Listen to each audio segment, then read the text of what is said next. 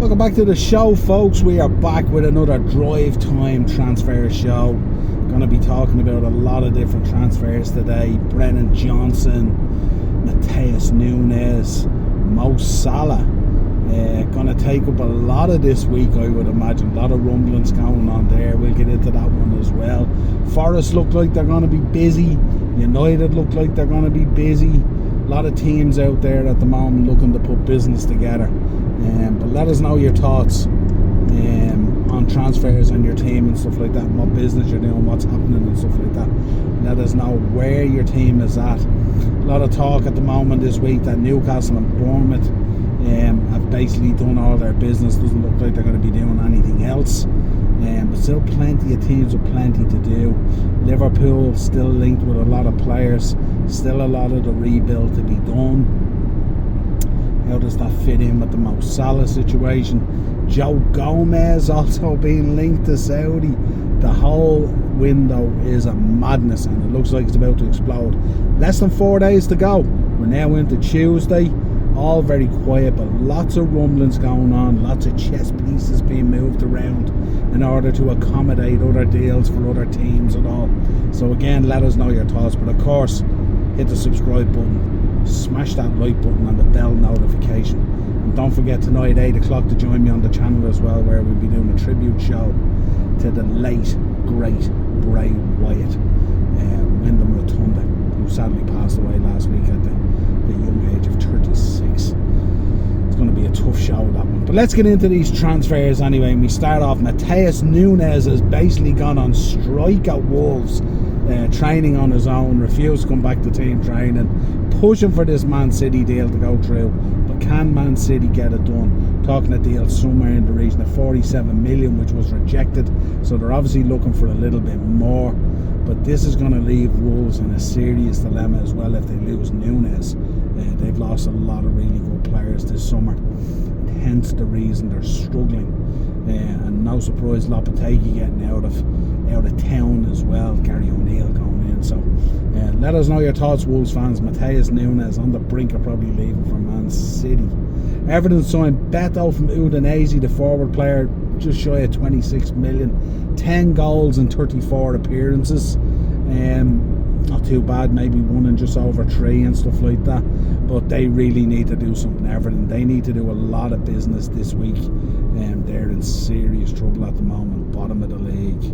Nothing in 3, -5 or 6 goal difference. Really, really bad and in serious trouble. And the problem for Everton is, if that gets any worse and they can't shore it up, they're going to have real problems climbing out of the bottom 3, and this could be the year that they go. Then what would we do? No Merseyside derby. Horrible. Let's see what happens. Pierre Højbjerg of Spurs being linked with a move to Man United. Man United searching the market and combing the market, linked with Amrabat, Marc Cucurella, Rico Henry, Højbjerg. They've been linked with everyone at the moment, and it looks like they're trying to negotiate some sort of a move for a midfielder that fits with the financial constraints they're under at the moment. Maguire trying to go out the building, proving difficult. I'd imagine the wages is a difficulty. West Ham back interested again, but will they be able to move him out? Scott McTominay as well being linked with a swap deal with Bayern Munich in relation to Gravenberch. Don't think a player swap deal at the moment is going to happen with 3 or 4 days to go. They're always a very complex deal that require a bit of time, and United aren't the quickest at getting deals done. So let's see what happens there, but that's going to be interesting. Forest at the moment.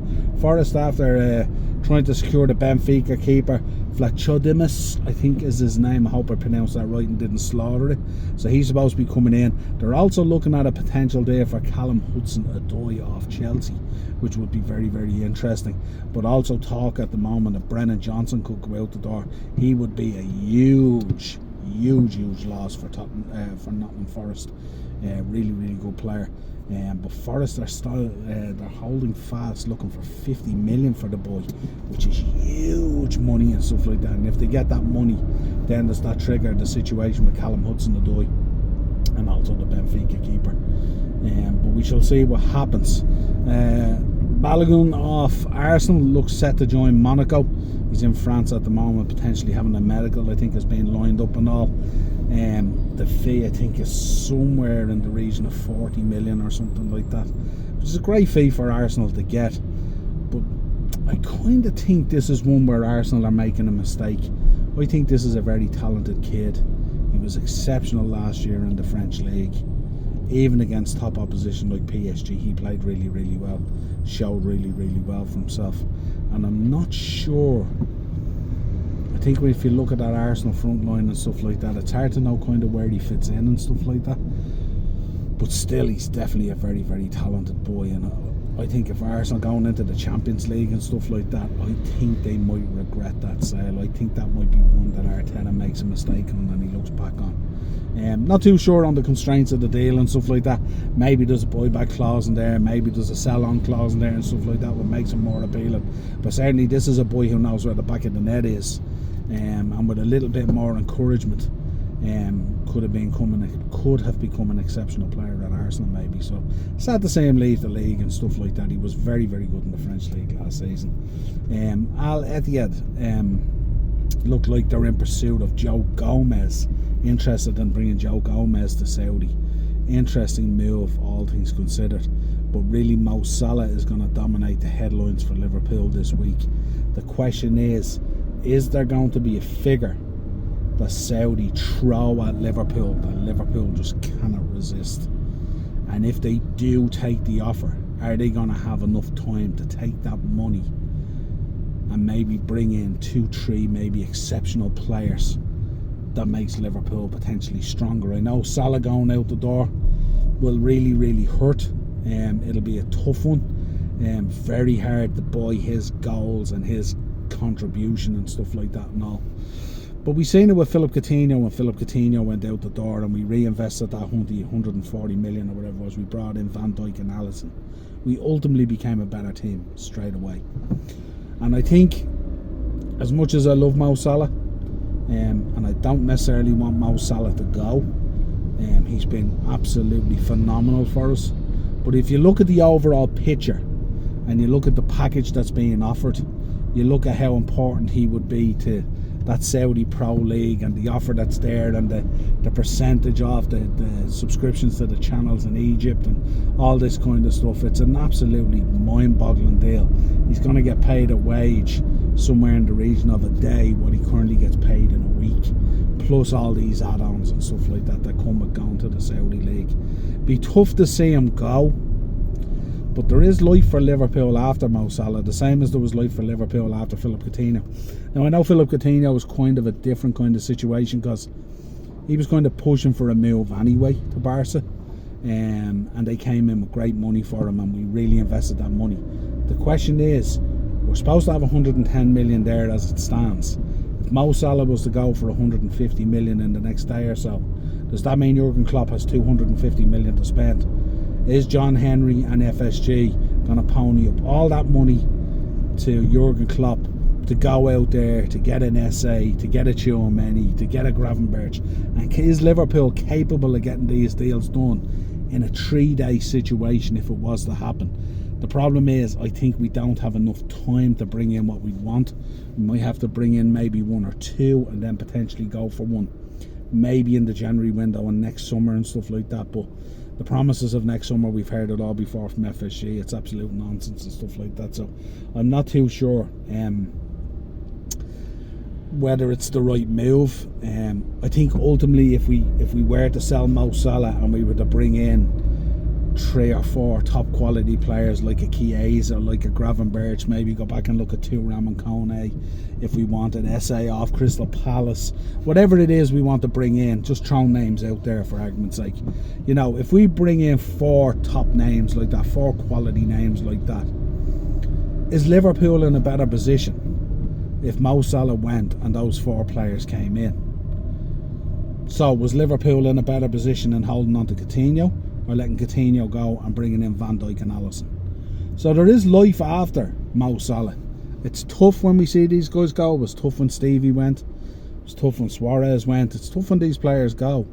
But there has to be life after them. And I don't think I think if it's turned down this year, the question is, how's Mo Salah going to feel about that? And what does that mean for the rest of the season? And the question is, if we come to an arrangement with him and say, right, we'll let you go next season, kind of like what we did with Suarez and kind of like the way we delayed Coutinho, do we still get that same money? Are you still going to get 150 million to potentially 180 million for Mo Salah, then at 32, a year older? And let's be honest here, at the moment, looking at Liverpool, not too sure, bar the Europa League, maybe do well in the domestic cups and stuff like that, but it's highly unlikely, looking at us at the moment, we're going to be challenging for the league. And again, it's even going to be a challenge if you're looking at top 5. We really got to get back into that top 4, top 5, whatever the placings are for the Champions League next year. So Mo Salah's probably looking at that and he's probably thinking, well, the rebuild wasn't what I thought it was going to be.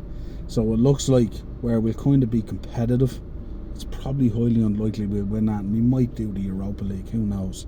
But is that going to be enough for him to stay, apart from the lure of the Saudi deal and Saudi Arabia and stuff like that? So just get your thoughts in there, let us know your thoughts. Just thinking aloud here about it at the moment. You know, if you're Mo Salah, what do you do? I think that answer's fairly obvious and stuff like that, you know. I think if he leaves the club, I think if it's left in the right way and we get big money for him, and that money's given straight to Klopp to invest to bring in 3 or 4 quality players, I think he's going to leave a superstar anyway. He's a legend, he's a Liverpool legend. His history is enshrined in the club. I don't think that should change, regardless of how he leaves. I know some people will, you know, talk about the moral aspect of it and the human rights and all that, and that's fine if that's where you sit on it and stuff like that. But the reality is, football has become big business now, and it's just going to happen, isn't it? So that's the way we got to look at it.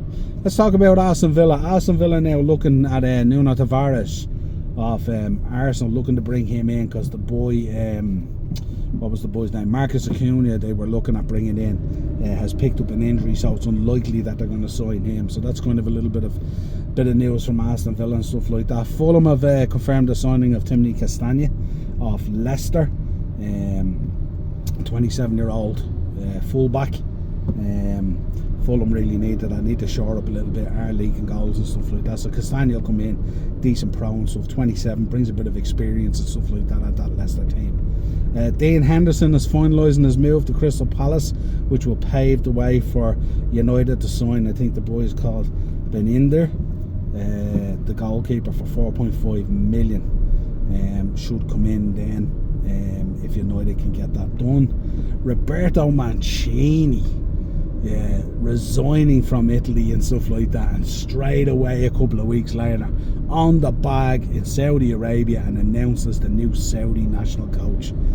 Everyone is chasing this Saudi bag at the moment, aren't they? It's absolutely crazy. Frankfurt have turned down an 80 million bid from PSG for the boy Muani. They're looking for more like 100 million. I think that deal gets done. I think PSG are in a real predicament, a real bind at the moment. They've lost a lot of players. Fans will be going absolutely ballistic, and Muani will be a great signing for them. Again, the market's so inflated, huge money, but a seriously talented player, and the kind of player that PSG should be looking at.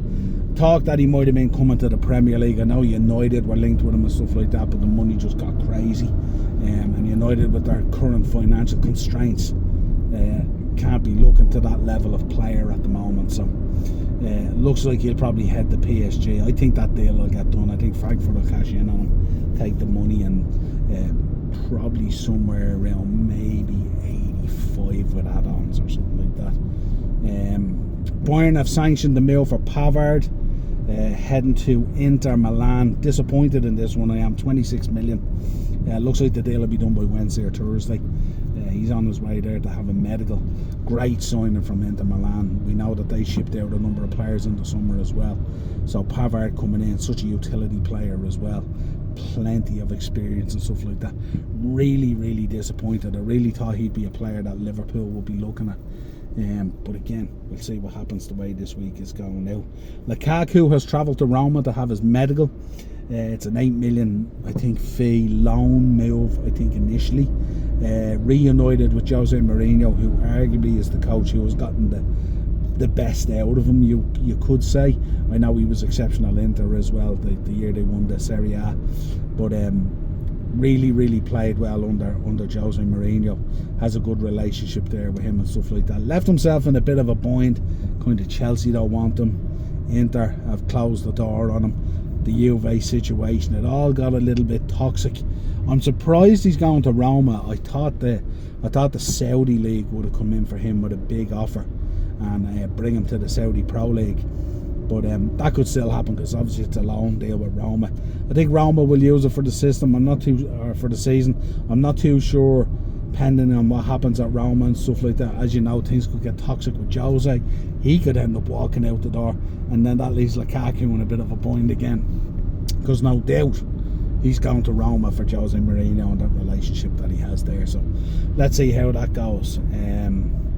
That's really it. I think that's most of the news today. Plenty going on, but there's plenty bubbling under the water there that's about to happen. Literally 3.5 days to go or so. It's now Tuesday afternoon.